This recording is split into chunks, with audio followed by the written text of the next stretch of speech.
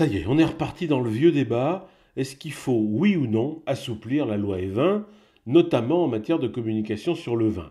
Les sénateurs et les députés ont dit oui, mais ça passe pas. Tout le monde leur tombe dessus chez les hygiénistes. On est même allé ressortir Claude Evin de la naphtaline pour lui demander son avis. Évidemment qu'il n'est pas content.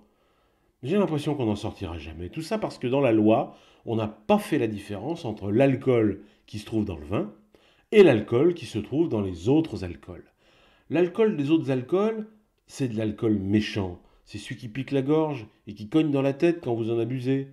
C'est vrai que dans ce cas, on peut faire n'importe quoi.